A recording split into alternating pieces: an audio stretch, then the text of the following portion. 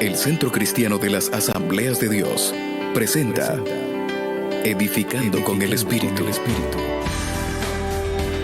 Descubre el propósito del Espíritu Santo para su vida a través de la palabra de Dios, que es pura, perfecta y eterna.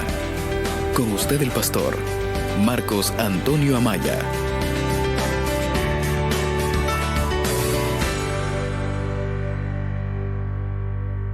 Cosas que no son culto. Un verdadero culto tiene que tener varias características. Una, la más sencilla, es que debemos de ser gente contenta al estar en la casa de oración. ¿Cuántos dicen amén? ¿Cuántos dicen amén? Dice la Biblia: entrad por sus puertas con acción de gracia, por sus atrios con alabanza. Alabadle, bendecid su nombre. Así que vamos a presentar ofrenda de alabanza al Señor. Un culto se caracteriza por eso, porque la gente contenta está ahí, está contenta, dándole gracias al Señor por la vida que nos permite tener. Con esa introducción quiero que también le demos la bienvenida a un grupo de personas que, lo digo siempre que voy a iniciar la predicación, que resultan bien especiales porque es el Espíritu Santo quien los conecta con nosotros. Están con nosotros a través de la radio, van a ser edificados por la palabra a través de la radio. Y yo quiero que les demos la bienvenida a esta reunión en esta hora. Amén. Bienvenidos ustedes, hermanos y amigos que están con Centro Cristiano a través de los medios de comunicación. Ahora sí pueden tomar su asiento. Amén. Gloria al Señor. ¿Ya listos? Amén. Continuamos con la serie de predicaciones sobre la gracia. Estén despiertos, los veo que están un poco dormiditos. Sobre la gracia de Dios. Continuamos con esa serie. Recuerdan el sentido, porque los vocablos tienen diferentes aplicaciones. ¿Recuerdan el sentido que le estoy dando a este asunto de la gracia de Dios? ¿Cuántos recuerdan? ¿Qué sentido le estoy dando? Ser agradable delante de Dios. Amén. Ese es el sentido. Estoy usando esta declaración en el sentido que le dio Moisés. Moisés usó esta frase que le dio Moisés cuando le dice al Señor Jehová: ahora pues, si he hallado gracia, vamos comprendiendo, si he hallado, si te hemos agradado, entonces si te hemos agradado, pues te pedimos que nos hagas otra cosa. Te ruego que me muestres, dice él cuando le dice: si hemos hallado gracia, te ruego que me muestres tu camino para que te conozca, y que he hallado gracia en tus ojos, y considera que este es tu gente, este es tu pueblo. En ese sentido es que estoy usando el vocablo gracia de Dios. Y yo esperaría que nosotros aquí comprendamos que en alguna manera hemos sido envueltos en gracia de Dios. ¿Cuántos creen que han sido envueltos en gracia de Dios? ¿Qué razón tienen para decir eso? Habrían muchos. Solo el hecho de estar aquí debería de ser considerado como haber sido entender las cosas del Espíritu. Hay mucha gente que no las entiende, estando tan claras en la Biblia. Todo eso hace que comprendamos que hemos sido envueltos en gracia. ¿Cuántos quieren dar una ofrenda de palmas? Ya dije que un culto es una reunión de gente contenta. Esa declaración puede tener las siguientes aplicaciones, ya lo dije. Anteriormente hice como una interpretación del versículo, ahora estoy haciendo una aplicación, lo cual es diferente. En una aplicación pudiera ser la siguiente: si te somos afectos, ya estamos aplicándolo a nuestra vida. Si te somos agradables, y repito, en ese sentido es que estoy usando el vocablo gracia, estoy usando esa declaración. En ese mismo sentido se puede decir que caer en gracia delante de Dios es la bendición más grande que puede recibir un humano. ¿Cuántos dicen amén? Es la bendición más grande que puede recibir un humano, pero el asunto es que yo, el pastor Amaya, entiende que para hallar o caer en gracia de Dios, delante de Dios, a pesar de que tiene que ver con ayúdenme, con la soberanía. Por favor, hombre, ¿qué pasa? Estas cosas se las he enseñado. Tiene que ver con la soberanía de Dios, en primera instancia. También tiene que ver con las actitudes y acciones que debe de tener determinada persona que ha hallado o ha caído en gracia de Dios. Estoy dando luz al sentido. Ese asunto de que una persona caiga en gracia de Dios, haya gracia delante de Dios, tiene que ver en primera instancia en la soberanía de Dios. Pero la soberanía de Dios, dada su justicia, tiene como un acondicionamiento. Para que una persona haya gracia delante de Dios, esa persona tiene que tener ciertas cualidades, ciertas actitudes, para que Dios diga, me agrada por eso que está haciendo. ¿Me voy explicando? Es por eso que encontramos en la Biblia ciertos personajes, escúchenme bien, que hallaron gracia delante de Dios, pero que por sus actitudes y acciones cayeron de la gracia de Dios. Usted va a leer en la Biblia personas que hallaron gracia delante de Dios y al inicio de sus vidas Dios dice, me agrada el Señor Jehová dice, me agrada como eres, pero que por sus actitudes cayeron de esa gracia de Dios. ¿Qué personajes mencionamos en esa área y en ese aspecto? Mencionamos de Sansón, de Judas, de Saúl. Menciónenme otros como conocimiento vuestro que no lo he compartido yo allí, pero ustedes saben que cayeron de la gracia de Dios.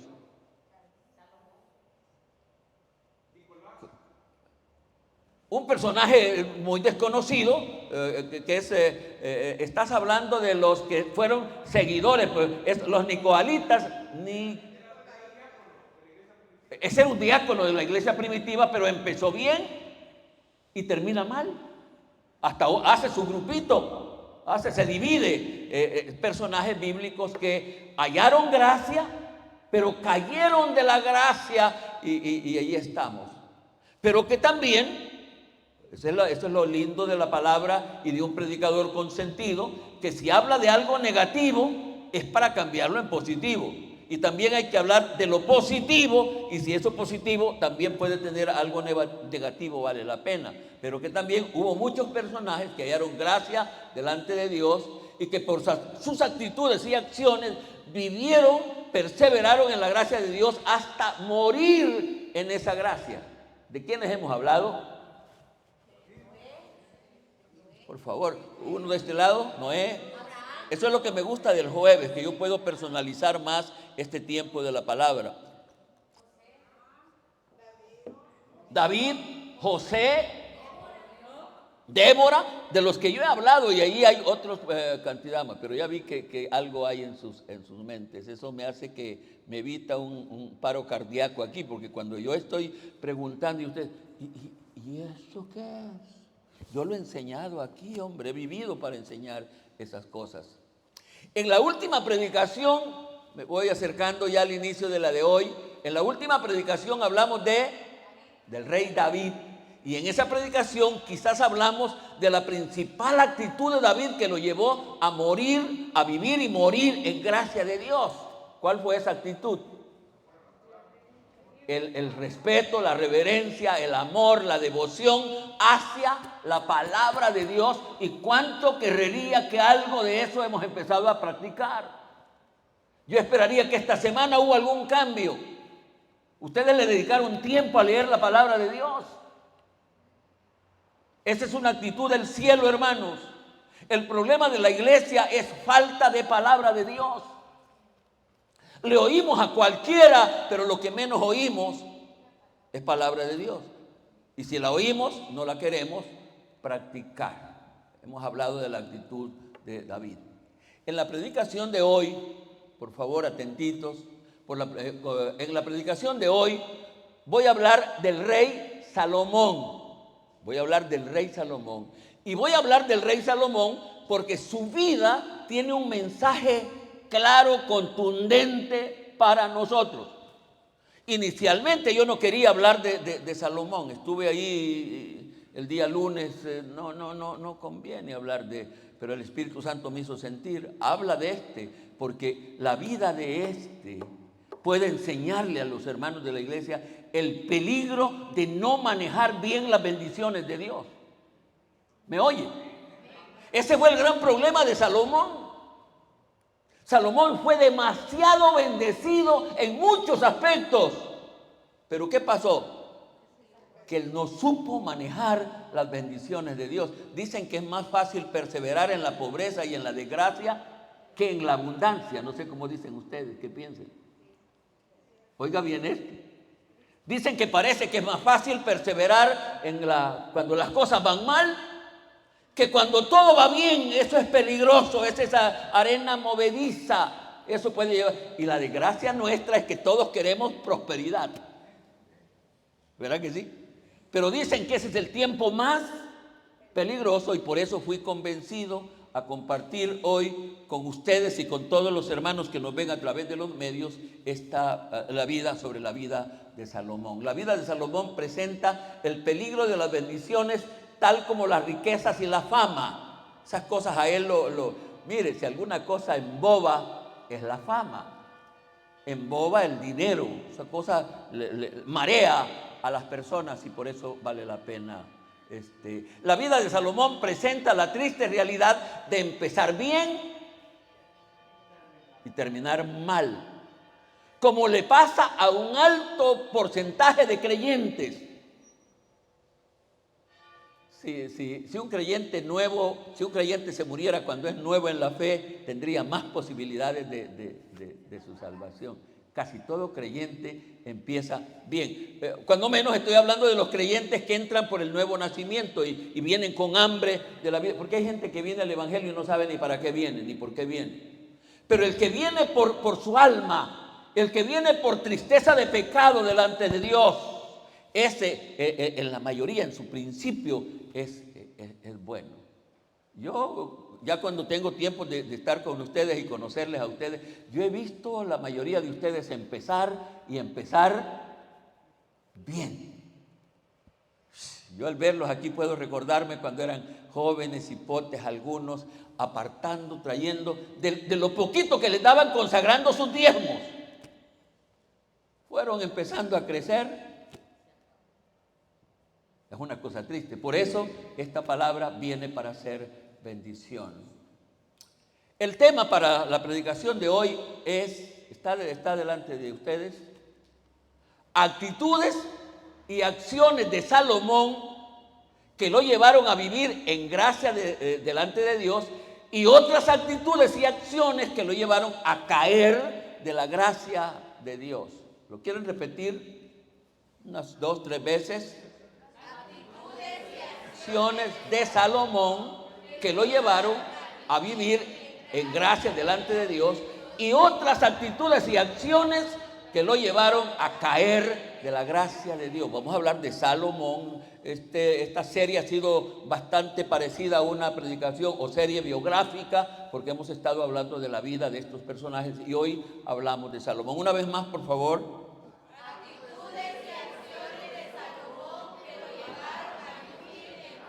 No estoy oyendo los de este lado, por favor, solo los de este lado. Por favor, aguántenme, ya los vi que ustedes están bastante bien. Vamos a ver aquí. Salomón, que lo llevaron a vivir en gracia de Dios, y otras actitudes y acciones que lo llevaron a caer de la gracia de Dios. Todos juntos ahora. Ya se me quedaron otra vez ustedes.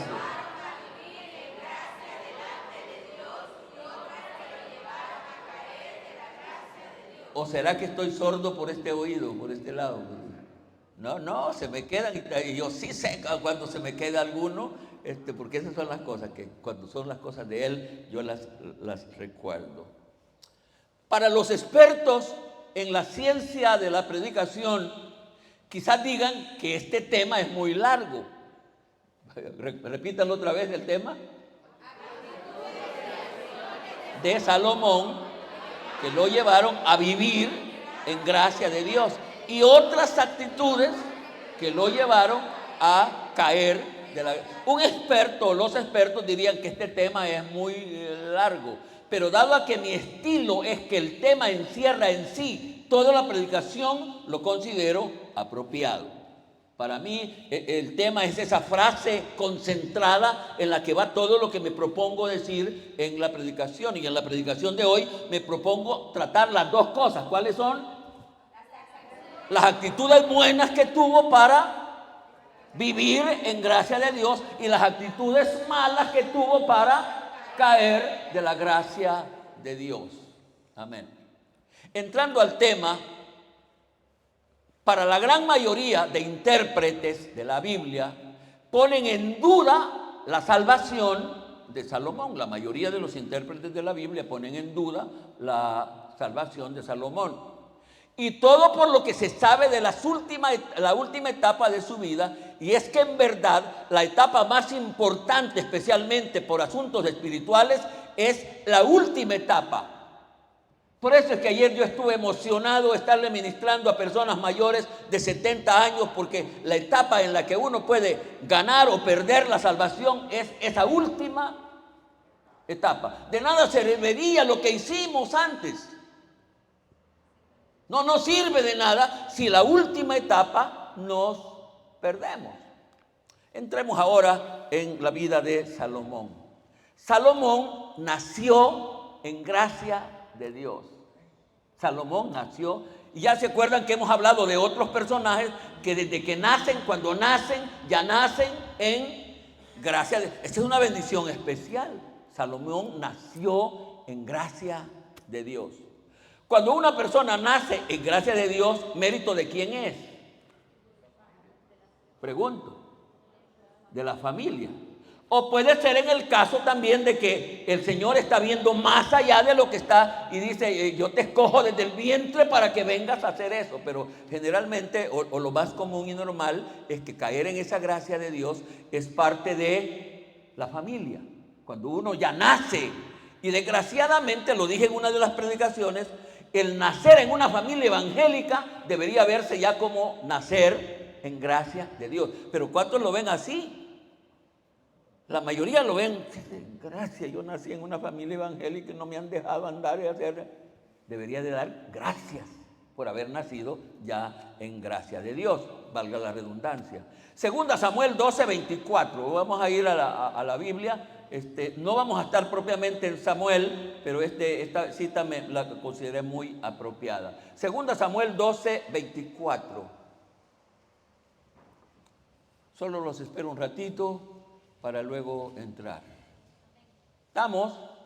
Dice 2 Samuel 12:24, y consoló David a Betsabé, solo para saber si sabe Biblia. ¿Por qué la estaba consolando? Por favor, hombre. ¿Por qué? Porque había muerto el otro, el primer niño. ¿Cómo pudiera decir? Casi había muerto el niño de pecado. Después hubo reconciliación y perdón y todo eso. Entonces dice, y consoló David a Betsabé, su mujer, llegándose a ella durmió con ella, y ella le dio a luz un hijo y llamó su nombre Salomón, al cual amó Jehová. Y aquí hay un detalle muy importante. Dice que lo amó, el Señor Jehová amó a Salomón. Entonces, Salomón desde que nace, ya nace en gracia de Dios. Y este es uno de esos casos donde no hace nada la propia persona para hallar gracia delante de Dios, pero lo hacen sus padres, o lo puede hacer un propósito escondido de parte de Dios. Como todos sabemos, o debemos de saber, Salomón es hijo de David, el hombre que fue conforme al corazón de Dios, y por David, Salomón nace en gracia de Dios. Amén. Número 1, si quiere numerarlo, o siguiente, como decía una de las secretarias de la iglesia. Por esa gracia de Dios llegó a ser rey de Israel. Como ya había nacido en gracia de Dios, hoy él llega a ser rey de Israel. ¿Por qué? Por gracia de Dios, por esa misma gracia de Dios. Y rápidamente vamos a ir a la escritura. No quiero que el tiempo me alcance. Primero, hoy sí vamos a ir a las citas que vamos a ir leyendo en manera consecutiva. Primera Reyes, capítulo 1, versículo 30. Primera Reyes capítulo 1, versículo 30.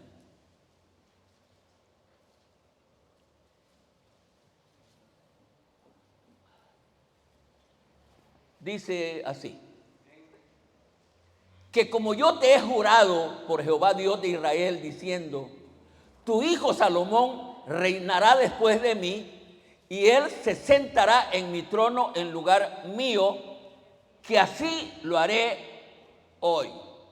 Por esa gracia, Salomón es, fíjate que inclusive ya casi se había nombrado uno de los hermanos de Salomón como rey. Y hay una historia allí muy que la dejamos, no vale la pena que yo la mencione hoy, pero el asunto es que Salomón llega a ser rey de Israel por gracia de Dios. A esa altura él no había hecho nada para ser rey de Israel, pero él llega a ser rey de Israel por gracia de Dios. Pasemos ya a hablar de las propias actitudes y acciones de Salomón que lo llevaron a vivir en gracia de Dios. Estamos en la segunda etapa de la vida de Salomón, cuando él ya empieza a tener actitudes y a hacer acciones que lo llevaron a estar en gracia de Dios. Salomón amaba al Señor Jehová y guardaba sus estatutos. Salomón amaba al Señor Jehová y guardaba sus estatutos. Primera Reyes 3:3. Así que hoy vamos a ir, ahí no les va a costar ir llegando a la cita que voy mencionando. Primera Reyes 3:3 dice: mas Salomón amó a Jehová. Qué lindo eso, ¿verdad? Amó a Jehová andando en los estatutos de su padre David. Aquí Salomón ya empieza a tener actitudes y a hacer acciones propias que lo agradaban, que lo llevaban a vivir en la gracia de Dios. Mas Salomón amó a Jehová. Y hermanos, si alguna cosa es fundamental está en los mandamientos del Antiguo Testamento, como en la reducción de los mandamientos del Nuevo Testamento, que lo primero es amar a Dios, síganle, sobre todas las cosas. Y dice aquí que Salomón amaba al Señor Jehová. ¿Y cómo demostraba que él amaba al Señor Jehová? Andando en sus estatutos. Oiga bien esto. Usted dice, yo amo al Señor, ¿cómo lo va a demostrar? Andando en su palabra. Siguiente. En su inconsciencia, no sé si usé bien esta palabra, en su inconsciencia reconocía su incapacidad humana. En su inconsciencia reconocía su incapacidad humana. ¿Qué se entiende por eso de inconsciencia? ¿Qué quiero decir con esto de inconsciencia? Que él no estaba consciente. ¿Y cuándo es que uno no está consciente? Fíjate que hay varias formas en que uno puede estar inconsciente. Quiero ver si despierto en ustedes. ¿Cuándo es que uno puede estar inconsciente? Cuando menos hay tres formas. Un desmayo. Lleguemos de último, guarda mesa que tienes ahí, porque sobre ese es que voy a hablar. Un desmayo, uno queda. Pero una persona puede estar, valga la redundancia, consciente, pero también ser inconsciente, estar inconsciente. El pecador no está consciente de su condición de pecado, sin embargo, no está ni dormido ni desmayado, pero él no es consciente de su condición de pecador. Pero la forma más sencilla de estar inconsciente y que no es gravosa, es estar dormido. Cuando uno está dormido qué terrible es eso de dormirse. Uno se durmió y entró en un estado de inconsciencia. ¿Y qué viene en un estado de inconsciencia cuando uno está dormido? ¿Qué vienen? Sueños, hombre. Sueños. Cuando uno está en ese estado de inconsciencia, dormido, que se llama dormido, lo más común es que vienen sueños o pesadillas, dependiendo de cómo entró en inconsciencia. Y una pesadilla es cosa terrible. Uno se levanta asustado, sudando porque lo han seguido, le ponen el cuchillo aquí Otros que ya están en el infierno y los están echando al infierno. Pero qué lindo es cuando hay sueños agradables, bonitos. ¿Cuántos han tenido sueños bonitos? ¿Cuál era el sueño bonito? ¿Que se había muerto? Ese debería ser un sueño bonito, ¿o no? y Salomón, en esa condición de inconsciencia, no era consciente, no estaba en su conciencia, pero él tenía un conocimiento de sí mismo. Fíjate que es una cosa bonita, que no siendo consciente, está consciente de su condición personal. ¿Les parece eso? ¿Les gusta eso? Estando inconsciente, él era consciente de su condición personal. Dice Primeras Reyes 3:7. Ahora pues, Jehová Dios mío, tú me has puesto a mí, tu siervo, por rey en lugar de mi padre. Y yo soy joven y no sé cómo entrar ni salir. Él está teniendo un sueño. Si usted lee los versículos anteriores, él está teniendo un sueño. Y en el sueño él contesta esto. ¿Y qué es lo que contesta? Dice, yo soy joven. Pero fíjate que la juventud de Salomón en este caso era una juventud muy inteligente. Porque generalmente los jóvenes, ¿qué les pasa? Que ellos se consideran. Un joven, si va a pelear ¿con quién le digo? Dígame un personaje de ciencia ficción, va a pelear con el hombre maravilla, lo vence. Si va a pelear con Batman, lo vence. Pero este joven, siendo joven, era consciente de su condición humana. Él dice, siendo yo un joven, no sé cómo entrar ni salir. Él en esa condición era consciente de que él no era nada, no estaba listo para nada. Este es uno de los aspectos más difíciles de conocer, especialmente cuando se empieza a saborear la dulzura del poder, tal era el caso de Salomón. Salomón ya estaba saboreando, ya era rey, y en los primeros meses o tiempos de su reinado, le viene este sueño. Pero en su sueño, él lo que ve es su condición personal. Soy joven, no sé qué hacer. Y yo soy él consciente de que él no era nada delante de Dios. Un llamado a todos nosotros a entender que delante de Dios tampoco somos algo. Nuestra condición humana está ahí presente. Nuestras debilidades están presentes. Y que en nuestra debilidad, condición humana, no somos capaces de nada bueno. Para hacer algo bueno, algo útil, tenemos que estar en la cobertura para nuestro tiempo del Espíritu Santo. Amén. Amén. En su inconsciencia, Salomón pidió a Dios sabiamente.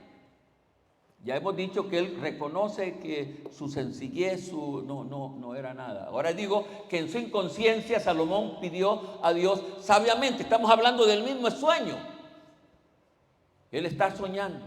Y en el sueño el Señor Jehová le dice, pídeme todo lo que quieras, que yo te lo daré. El mismo capítulo 3, versículo 9. Da pues a tu siervo. El Señor Jehová le ha dicho, pídeme todo lo que quieras. Y espéreme que voy a comentar sobre esto.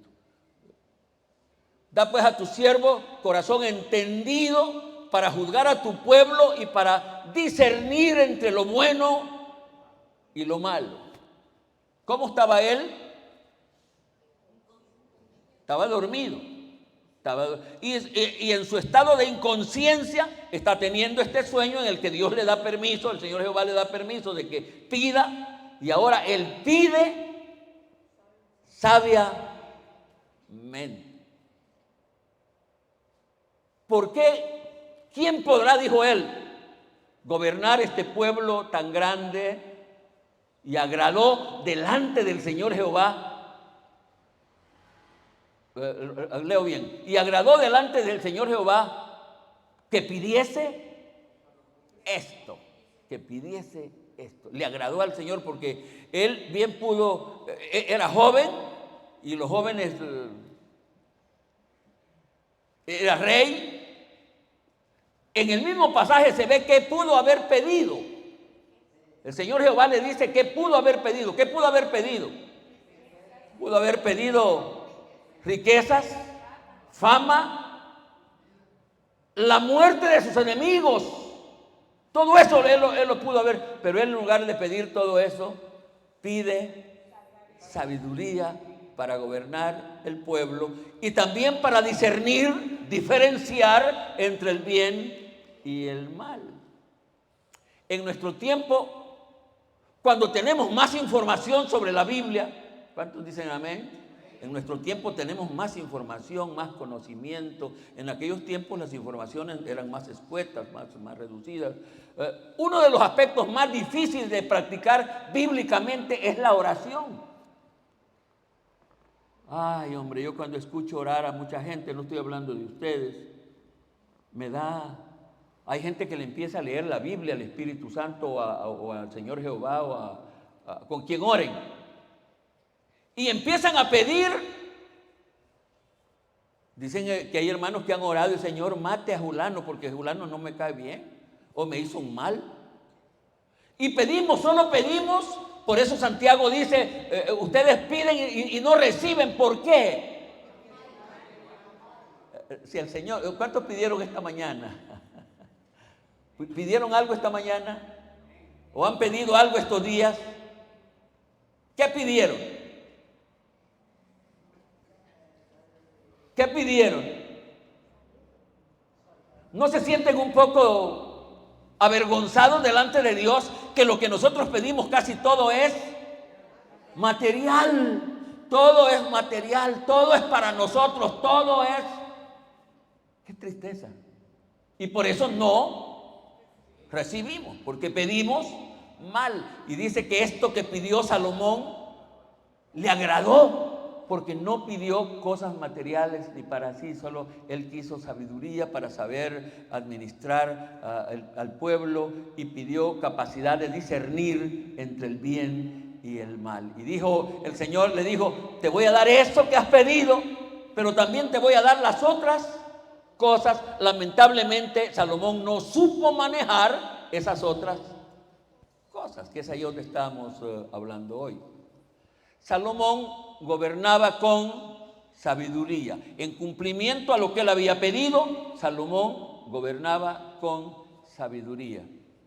Esta cita trata de una escena en la vida de Salomón conocida casi de todos, no solo de los evangélicos, sino de gente particular. Quizá, Neto, la voy a parafrasear o la voy a contar y vos vas siguiéndome. Cuando estoy diciendo que Salomón juzgaba al pueblo con justicia, cito el pasaje conocido, la escena conocida, cuando dos mujeres que eran vecinas, vivían en la misma casa, tenían hijos, y en la noche una de ellas mató a su bebé, porque hay mujeres que todavía no están listas para ser mamás y a la hora de acostarse o de dar vuelta, ya, pues, imagínense una mujer un poco así gruesa, destripó al niño, lo mató al niño. Y en la mañana, o antes de que amaneciera, vio que su niño estaba muerto y ahora vio y dijo, voy a llevarle el niño muerto a aquella y me voy a traer el vivo para acá. Y la otra, cuando en la mañana se levanta y dice, mi niño está muerto, pero y quizás eran parecidos, quién sabe si eran del mismo papá o qué, pero el asunto es que ahí están los dos niños parecidos. Y no, vamos donde el rey a que nos diga de quién es el niño. Ya puede imaginar qué prueba aquella más grande, las dos mujeres llorando ahí al frente y una diciendo, mire, este niño es mío, la que tenía el niño vivo, que era la mamá del muerto, este niño es mío y esta me lo quiere quitar, dice que... No, señor, la otra, no, señor, ese niño de ella es el mío y ella en la mañana, en la noche me lo quitó, pero ese niño vivo es el mío. Yo no sé qué otra cosa hubiera sido sabia actuar. ¿Qué les viene a ustedes a la mente? ¿Cómo actuar con justicia y con sabiduría allá?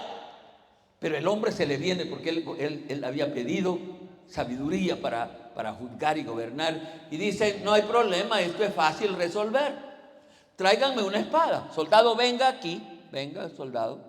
Y entonces ahora, este niño que está vivo, porque es el único que está vivo, me lo va a partir por mitad para que estas dos señoras no estén peleando. Me le va a dar la mitad a una y la mitad a otra. Y cuando el soldado viene y ha oído lo que el rey dice, la propia mamá dice, señor, no, señor, mejor que le quede a ella. No, yo me voy a quedar con el niño muerto. Y él dijo, denle el niño vivo a ella porque ella es la verdadera. Realmente parece que fue sencillo, ¿no es cierto? Pero el hombre había actuado con una sabiduría bárbara. ¿De dónde había venido esa sabiduría? De Dios. Porque él eso fue lo que pidió.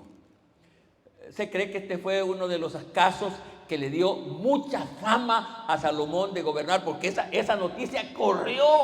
La gente se dio cuenta de lo que había hecho Salomón y ¿qué hombre ese? Y por supuesto que como ese debieron haber otros casos.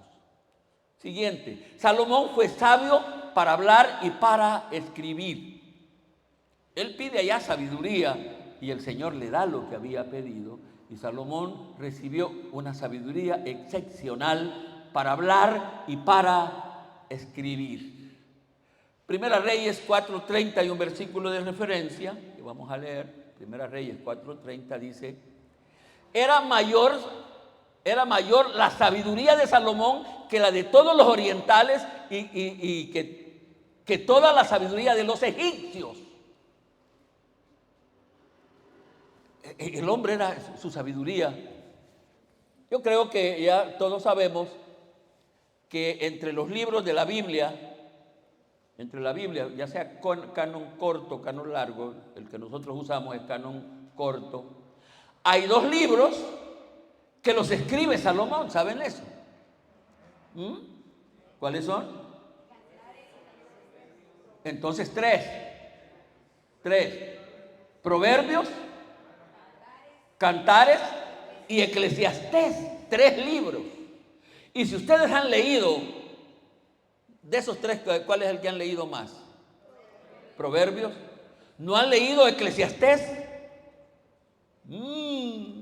Lean Eclesiastés, un desborde, un derroche de sabiduría. Creo que el que menos leemos es el libro de Cantares, que tiene una alegoría, una comparación que solo los que entienden las cosas espirituales saben que cuando se habla de Salomón y de su esposa, se está hablando de Cristo y de la iglesia. Una sabiduría tan grande, porque el hombre recibió esa capacidad de parte del Señor. Sabiduría al desborde, para hablar y para escribir. Amén. Por eso es que el hombre agradaba a Dios, porque tenía esas acciones, esas actitudes que son pues únicas. Salomón sabía qué hacer para que los sueños se volvieran realidad. Este es un aspecto interesante. Salomón, ¿qué sabía? Estoy hablando de sus acciones y de sus actitudes. Salomón sabía qué hacer para que los sueños se vuelvan realidad. ¿Cuántos de ustedes han tenido sueños muy bonitos, o son como yo, como Miki? Yo no sueño casi nada, no sueño nada, y en los que sueño se me olvidan. ¿Cuántos han tenido sueños? ¿Qué se han visto ustedes en esos sueños? Que tienen plata, que tienen dinero, que van manejando un carro del año, que viven en una residencia de esas. ¿Han soñado eso? ¿No? Dígame, ¿qué pasó después del sueño? ¿Qué pasó? Que no se realizó. Dicen que alguien estaba soñando que estaba besando a una muchacha lindísima y él la estaba besando, y cuando despertó era la chucha que había dormido y había subido a la cama y estaba besando la Doberman. No se realizan. ¿Sabe por qué? Porque no sabemos qué hacer para que los sueños se realicen. Primera Reyes 3:15. Primera Reyes 3:15.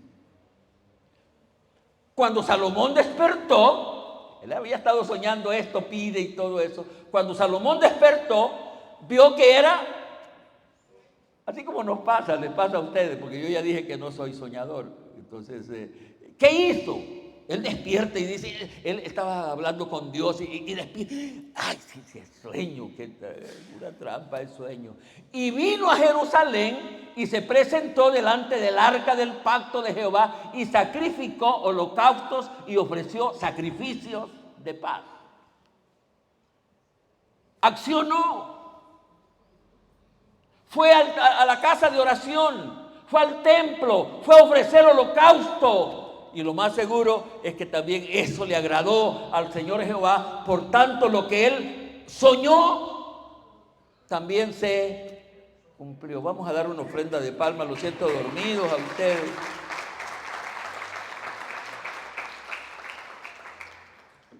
Aquello fue muestra que creía en el sueño. Fue una realidad y que se cumpliría fielmente. Por lo tanto, actuó apropiadamente, lo cual también se cumplió su sueño al momento. Estamos hablando de sus actitudes y acciones. Salomón edificó templo para Jehová. Salomón edificó templo para Jehová. Fíjense que si ustedes van con cuidado llevando notas, los aspectos más interesantes, más importantes de la vida de estos personajes que hemos hablado y de hoy de Salomón, están ahí en sus notas. ¿Está bien? Ya sabemos que la idea de construir casa para el Señor Jehová fue ¿de quién? De David. Fue para David. Y fue el propio Señor Jehová quien dijo que él no la edificaría, sino que la edificaría a su hijo Salomón, quien la construiría. Y obediente a eso que el Señor Jehová mandó, Salomón edifica el templo al Señor Jehová. Sobre la construcción del templo, cuya responsabilidad recayó sobre Salomón, hay dos aspectos a resaltar. Número uno, la delicadeza de la construcción, donde no se escatimó la inversión. La primera cosa que hay es de admirar. Cuando él está, cualquiera cuando está pensando en las cosas del Señor y haciendo una cosa para Dios, aquí, así, no. La forma delicada con la que se construye el templo es de admirar, donde, repito, no se escatimó lo que se iba a invertir, porque hay que diferenciar entre gastar e invertir. Cuando usted sirve en la obra del Señor, ¿qué está haciendo? Cuando usted está dando para la casa de Dios y la obra, ¿qué está haciendo? Debe estar invirtiendo, no está gastando, está invirtiendo. La delicadeza de la construcción, donde no se escatimó la inversión. Y la otra es la presencia del Señor Jehová en la casa que se construyó. Dos aspectos a resaltar sobre la construcción del templo. El capítulo 6 de Primera Reyes, narra la construcción del templo, en el cual se cumple lo que acabo de decir, que no se escatimó la inversión, especialmente la delicadeza del trabajo. Lástima que no tenemos tiempo de leer el capítulo 6, pero uno empieza a ver la descripción de cómo se iba todo de madera finísima, todo enchapado en oro.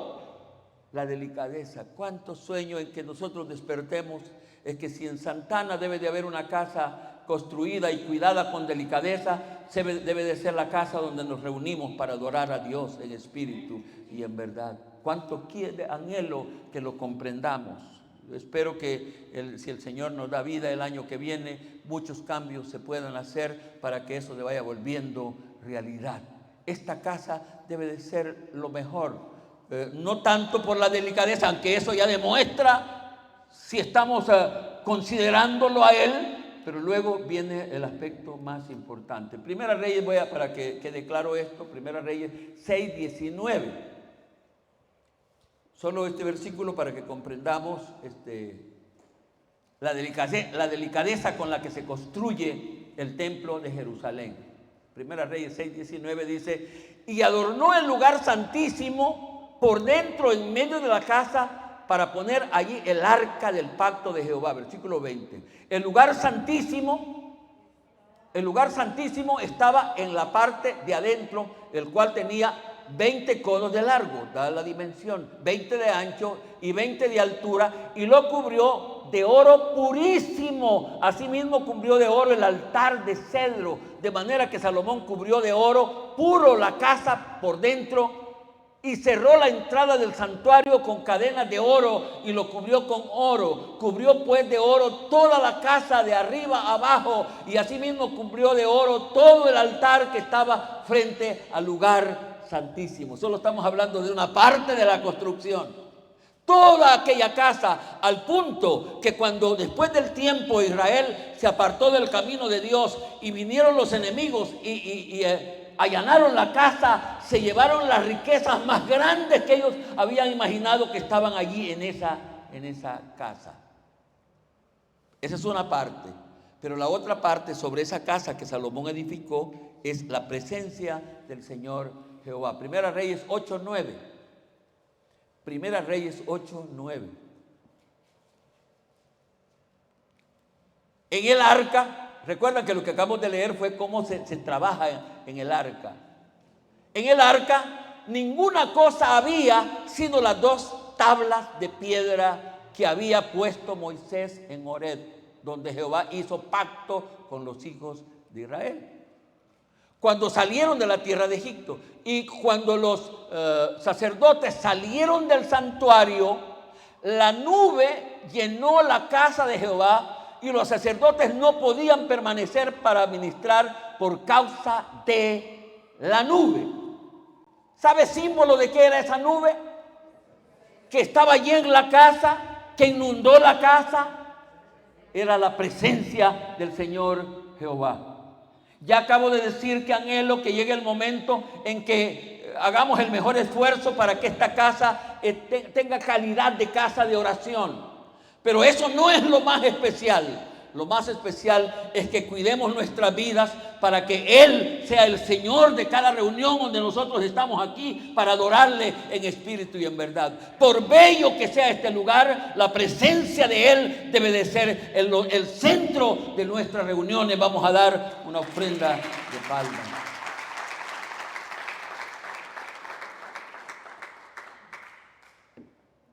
Hasta aquí, mi cerebro pequeñito, hasta aquí algunas de las buenas actitudes y acciones de Salomón que lo llevaron a vivir en gracia con Dios. Pero ahora vienen las otras actitudes y acciones que lo llevaron, no los escucho, que lo llevaron a caer de la gracia de Dios. Y cuando menos hay 3 o 4 acciones, actitudes y acciones de Salomón. Desgraciadamente, Salomón tuvo actitudes y acciones que lo llevaron a caer de la gracia de Dios. Y piense en esto: si usted ha estado en gracia de Dios, cuide sus acciones, porque de ellas depende que usted siga en gracia de Dios o caiga de la gracia de Dios. 2 errores en uno. Hay un versículo que va a resaltar 2 errores en uno. Estamos hablando de las acciones y actitudes de Salomón. 2 errores en uno. Hizo alianza con pueblos paganos y se casó con la hija de un rey pagano. 2 acciones en una. Primera Reyes 3:1. Primera Reyes 3:1. Hoy regresamos porque yo por un lado fui buscando las acciones buenas y hoy vengo buscando las acciones malas. Primera Reyes 3:1 dice: Salomón hizo parentesco con, fíjese qué cosa más irónica, ¿de dónde venía Israel? Y no hacía mucho tiempo. Venía de Egipto. ¿Qué habían estado haciendo allí? Turismo, esclavos. ¿Y qué está haciendo Salomón ahora? Salomón hizo parentesco. Era una alianza no solo política, sino era una alianza social. Entonces hizo parentesco con Faraón, rey de Egipto. Pues tomó la hija de Faraón y la trajo a la ciudad de David entre tanto que acababa de edificar su casa y la casa de Jehová y los muros de Jerusalén alrededor. Dos errores en uno. ¿Cuáles fueron? Alianza con reyes paganos, que eso estaba corregido, estaba dicho. Y se casa con una muchacha pagana. Lo peor de esto es que Salomón conocía lo que el Señor Jehová había mandado en relación a esto. Él lo sabía, él era sabio, entendido. Dice Éxodo 24:10, Salomón conocía Éxodo 24:10. ¿Qué dice Salomón? ¿Qué dice Éxodo 24:10? Y él dijo, el Señor Jehová dijo, he aquí, yo hago pacto delante de todo tu pueblo, hablándole a Moisés, haré maravillas que no han sido hechas en toda la tierra ni en nación alguna. Y verá todo el pueblo en medio del cual estás tú, la obra de Jehová. Porque será cosa terrible la que haré contigo. Cuando lo que yo he mandado, guarda lo que yo he mandado hoy. He aquí que yo hecho delante de tu presencia al amorreo y al cananeo y al heveo y al fereteo y al heveo y al jebuseo. Guárdate de que no hagas alianza. Mire cómo estaba puntualizado. Guárdate de que no hagas alianza con los moradores de las tierras donde has de entrar, para que no sean tropezadero en medio de ti, mas derribaréis sus altares y quebraréis sus estatuas. Esto ya estaba dicho. Y talaréis sus imágenes de acera, porque no adorarás a dioses ajenos, pues yo, cuyo nombre es, fíjate que, ¿cuántos saben todos los nombres del Señor Jehová? Aquí aparece un nombre que no usamos mucho, no conocemos mucho. ¿Cuál es? ¿Cuál es? Celoso. ¿Qué quiere decir eso? Que Él no comparte su gloria con su lugar con... Y hermano, me da, no sé qué hacer y qué decir. Porque es lo que hacemos nosotros. Una alianza con el mundo, nos gustan las cosas del mundo, entramos detrás de ellas, nos desesperamos. Y Él dice que Él no quiere eso, no quiere eso. Dejemos ahí a estas dos acciones. Estamos viendo las acciones. ¿Qué pasó? ¿Qué creen que sucedió? ¿Cómo vio el Señor Jehová estas actitudes y estas acciones de Salomón? Mal. Salomón empezó a tener una vida doble, escúchenme bien esto, empezó a tener una vida doble en asuntos espirituales. Una vida doble en asuntos espirituales. Esa de doble moral, como lo dicen algunos, es una cosa terrible. Este versículo lo estuvimos analizando en el culto del jueves y dio un poquito de más luz. Los que estuvieron en ese culto lo van a captar más fácilmente. Primera Reyes 3:3 dice, mas Salomón amó a Jehová andando en los estatutos de su padre David. Esta versión mía, y por no quererme salir de ella, aunque hay otra versión con más luz, dice, vamos a ver por dónde voy, solamente sacrificaba y quemaba incienso en los lugares altos. ¿Cómo interpretan eso? Él amaba al Señor, sin embargo, sacrificaba en los lugares altos. El vocablo solamente, esa palabra solamente es bien importante ahí. El vocablo solamente tiene mucho significado en esta relación. Una paráfrasis sería la siguiente: mas Salomón amó a Jehová andando en sus estatutos, no le hago cambio, estatuto de su padre, David. Lamentablemente, aquí entra el paráfrasis que le estoy agregando, lamentablemente también sacrificaba y quemaba incienso a los ídolos en los lugares altos. Esta sería una paráfrasis interpretando el versículo. Una aplicación que es diferente pudiera ser la siguiente: determinado creyente, para no ponerle nombre, determinado creyente que ama a Dios asistiendo a los cultos regularmente, pero también asiste a las otras reuniones del mundo. Una aplicación. ¿Se encontró por ahí? ¿Se encontró por ahí? ¿Cuántos hacemos eso? Que venimos aquí, pero salir de aquí, ¿qué cree que pasa con él? Eso no le agrada. Siguiente. Salomón, la sexualidad se apoderó de Salomón. Este asunto hay que manejarlo con cuidado porque aunque el sexo viene de Dios, ¿dicen amén? ¿Ah? Seguro, el sexo viene de Dios. El abuso, el mal uso y el abuso, no hay cosa que pervierta más el área espiritual que el sexo. Y Salomón cayó en esa trampa. Primera Reyes 11, 1 y 2.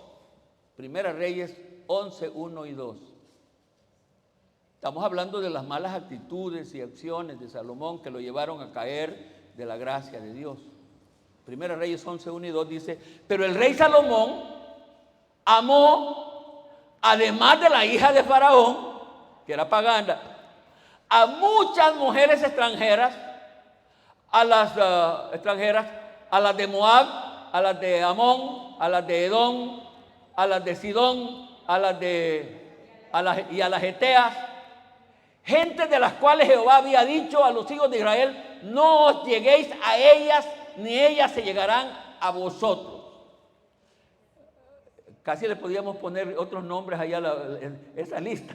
Iba la lista, él amó a las mujeres de Santana, amó a las mujeres de Aguachapán, y amó a las mujeres de San Salvador, y amó a las mujeres de San Miguel, y amó a las chapinas también, y amó a las ticas también. Y el tipo se vuelve un mujeriego, porque ciertamente harás inclinar, el versículo no lo había terminado, harás inclinar vuestros corazones tras sus dioses. Y fue lo que pasó. A estas pues se juntó Salomón con amor, y aquí es una aplicación, la aplicación simple del vocablo amor, que significa asunto sexual. Final del rey Salomón. ¿Se acuerdan cuál es el tema?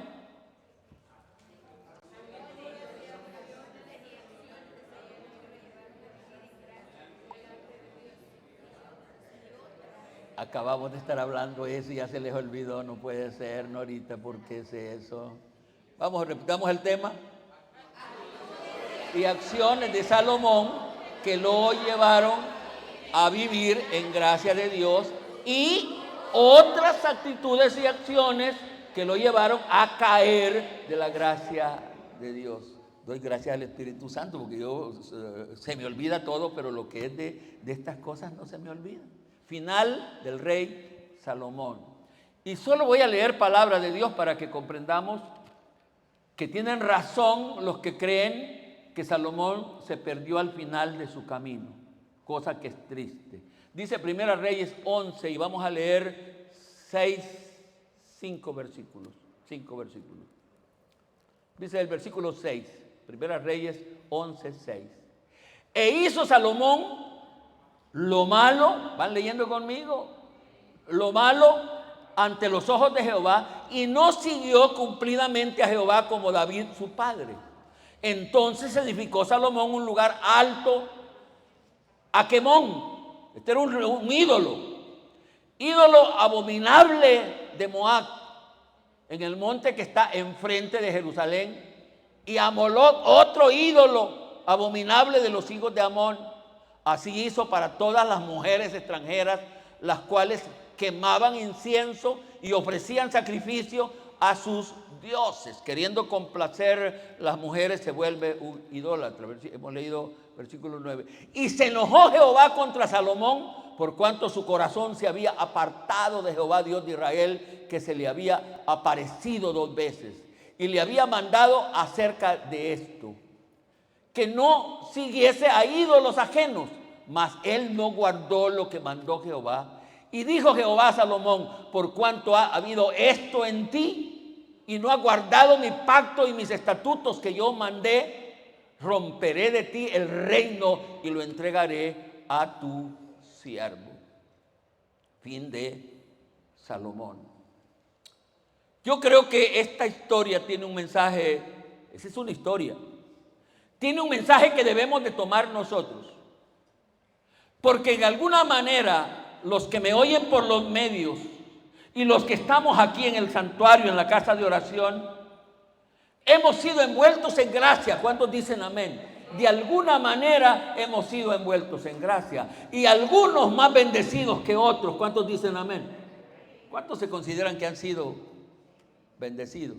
Ya, gloria a Dios por eso. Cuide sus actitudes y sus acciones. Porque de eso depende que usted siga en gracia y muera en gracia. Porque no es cierto que porque usted había caído en gracia, usted puede hacer lo que le dé la gana. No es cierto. Sin recibir recompensa, sin recibir la justa retribución, como dice la palabra.